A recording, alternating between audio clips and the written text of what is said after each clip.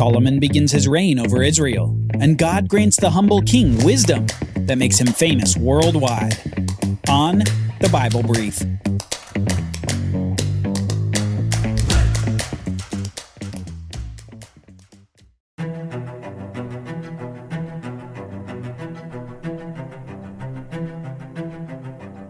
Solomon is king over Israel, and he has big shoes to fill.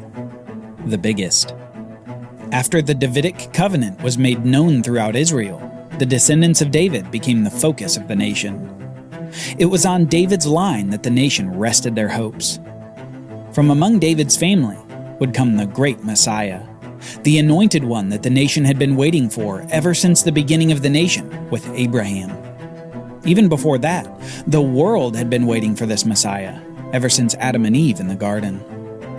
From that initial promise that the seed of the woman would defeat the serpent, the hope of mankind's final blessing and peace had all its hope on that seed to come.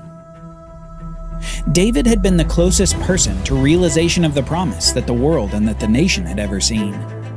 He was a descendant of Abraham, from the kingly tribe of Judah, and he, through God's power, had conquered much more of the land of Canaan. He had united the tribes of Israel and had brought rest to the land after years of war.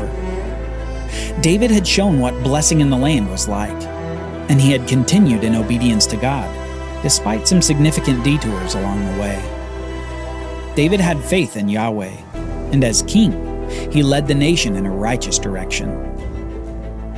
The greatest illustration of David's godly zeal was perhaps in his desire to build God a house. Though God did not allow David to build him a house, he did honor David's desire by giving him the Davidic covenant of a dynasty, a throne, and an everlasting king. God had said that a seed of David would indeed build Yahweh a house, and that anointed one would be the everlasting king. Solomon had big shoes to fill, and big promises to fulfill, and his dad was in his corner. David had made it known that Solomon would be king after him, and he'd even helped Solomon put down a small rebellion in the beginning of his reign. But Solomon, he had a choice to make once his father was gone. Would he honor the legacy of his father David, or would he seek a different path? Would he follow the narrow way to godliness, or the wide way to destruction? Solomon had the same opportunity and same decision that every generation has to make. Do we honor the legacy of our parents, or do we seek a new path? Do we take all the best things in the prior generation and seek to amplify them further? Or do we take all the worst things and repeat them with more rebellion? Solomon knew about his father's faults. He knew about Bathsheba and Uriah. Bathsheba was his mom, after all. And his older brother was the little baby that died at only 7 days old because of David's sin. Yes, Solomon knew, but his goal for his own life was to amplify the good in his father, the wonderful good, and to minimize the bad. This would be Solomon's great achievement in his life, if he could continue in the righteous legacy of his father David. This would be the achievement of us all, if we could be the righteous legacy of our own parents. Solomon had become king, and after the initial rebellion by Absalom's brother that was quickly put down by David, he was established in Israel. Solomon was on the throne, and the world was watching. Would he be like his father before him?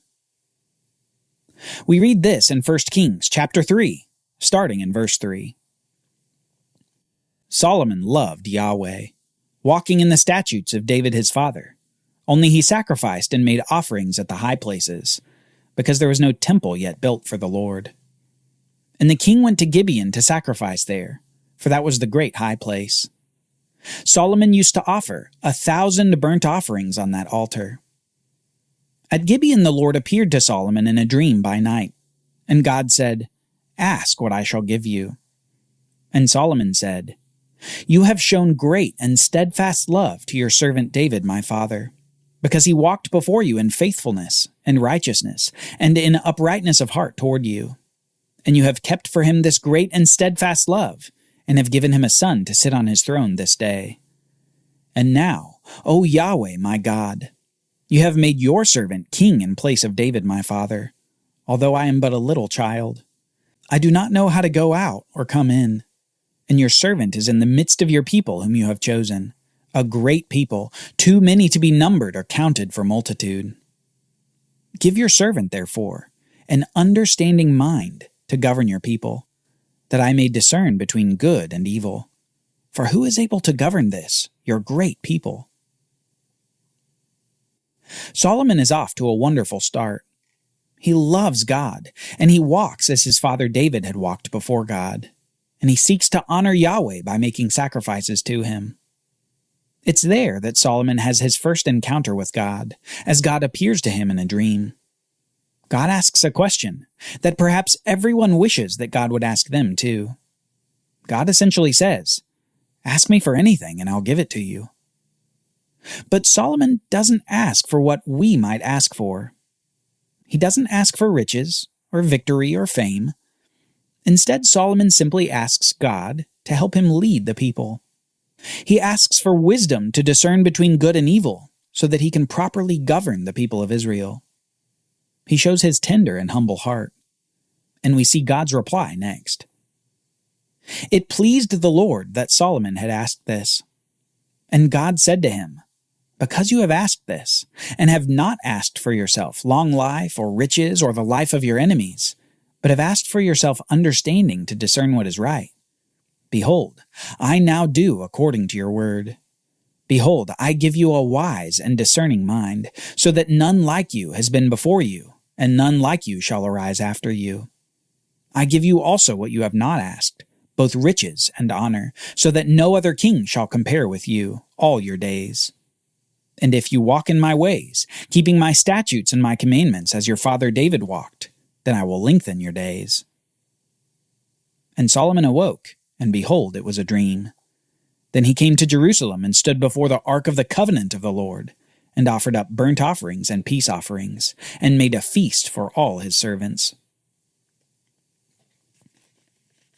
We can learn something of God's heart from his reply to Solomon. God's willingness to give is so free that when he gives abundantly. When he expresses his pleasure, he expresses it in such bountiful ways that it can overwhelm a person. David first saw this with God's response of a great covenant in reply to David's desire to simply build God a house. And here, Solomon sees this from God in response to Solomon's request for wisdom to lead. Yahweh doesn't simply give Solomon wisdom, but because he has pleasure in Solomon's request, he will give him wisdom and riches and honor such that no king can compare to Solomon.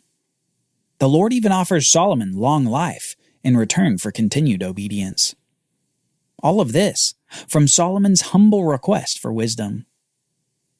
We could learn a thing or two about prayer and desires from David and Solomon. Genuine prayers that give God glory and count on his provision often yield a bountiful answer from the God of the universe. Perhaps not instantly, and perhaps not in the way we envisioned, but bountiful nonetheless. Later in the Bible we read this: "If God is for us, who can be against us? He who did not spare his own son, but gave him up for us all, how will he not also with him graciously give us all things?" God will ultimately give all things to those who trust in him. And though we may only get a taste of what God provides in this life, believers will enjoy the bounty of all of God's wonderful goodness in the life to come. Solomon's request for wisdom has been granted by God. And in response to this answered request, Solomon makes additional sacrifices to God before the Ark of the Covenant that David had brought to Jerusalem. Solomon now looks forward to see the fruit of answered prayer. Soon, his God-given wisdom is tested when two women come before him to seek justice on a matter. These two women are in the world's oldest profession who happen to share a home. The first woman speaks and says that she had given birth to a child 3 days before the second woman had given birth, so that they each had a young infant. But she says that the second woman accidentally laid on her baby in the night and the baby died. Yet discovering that her baby had died, she took the first woman's baby and acted as if it were her own. Yet the second woman before Solomon insists that, no, the first woman was the one whose baby had died, not hers. The first woman was lying. The two women put Solomon in a precarious position. How in the world would he be able to adjudicate this? How could he determine whose baby was the one in front of him? Was the first woman telling the truth, or the second woman? He couldn't do a DNA test at around 1000 BC. What would he do? We read this, starting in verse 24. And the king said, "Bring me a sword." So a sword was brought before the king. And the king said, "Divide the living child in two, and give half to the one and half to the other." Then the first woman whose son was alive said to the king, because her heart yearned for her son, "O my lord, give her the living child, and by no means put him to death." But the second woman said, "He shall neither be mine nor yours, divide him." Then the king answered and said, "Give the living child to the first woman, and by no means put him to death. She is his mother." And all Israel heard the judgment that the king had rendered, and they stood in awe of the king, because they perceived that the wisdom of God was in him to do justice. Despite the king's precarious position, Solomon suggests something that seems harsh and unjust, but he uses it as a ruse to fish out which of the women is telling the truth and which is the liar. By identifying the woman with compassion on the child, instead of spite for the child, he finds the honest woman. Immediately the kingdom hears of the king's wise judgment, and all understood that God's wisdom was with him to do justice in Israel. This event is only a sampling of the wisdom of Solomon. He was wise in his rule, wise in his economics, wise in his leadership over the nation, and wise in everyday life. Solomon even recorded much of his wisdom in the biblical book of Proverbs, and probably the books of Ecclesiastes and Song of Songs. God gave Solomon a wonderful gift, and through these other books we benefit from it even to this day. In Solomon's day, though, Israel certainly benefited as well. This is from 1 Kings chapter 4, starting in verse 20. Judah and Israel were as many as the sand by the sea. They ate and drank and were happy. Solomon ruled over all the kingdoms from the river to the land of the Philistines and to the border of Egypt. They brought tribute and served Solomon all the days of his life. And Judah and Israel lived in safety, from Dan to Beersheba, from north to south, every man under his vine and under his fig tree, all the days of Solomon. And God gave Solomon wisdom and understanding beyond measure, and breadth of mind like the sand on the seashore, so that Solomon's wisdom surpassed all the wisdom of all the people of the east and all the wisdom of Egypt, and his fame was in all the surrounding nations. He also spoke 3,000 proverbs, and his songs were 1,005. He spoke of trees, from the cedar that is in Lebanon to the hyssop that grows out of the wall. He spoke also of beasts, and of birds, and of reptiles, and of fish. And people of all nations came to hear the wisdom of Solomon, and from all the kings of the earth who had heard of his wisdom. It's hard to overestimate the impact that Solomon had on the world at the time. He had a kingdom that expanded from Egypt to probably the Euphrates River. He had trade conducted through the Mediterranean and Arabian seas, and people from all over the world came to hear the wise words of this blessed king. For this son of David, everything was going right. God had given him wisdom and riches and honor and fame. It was a golden age in Israel.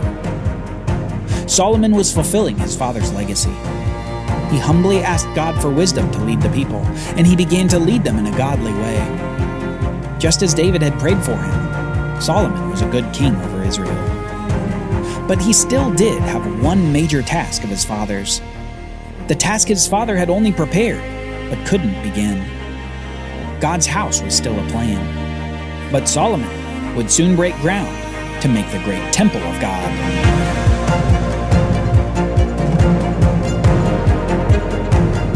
Join us next time as Solomon builds the magnificent temple before fire comes down from heaven. The Bible Brief is brought to you by the Bible Literacy Foundation, dedicated to helping people like you learn the Bible.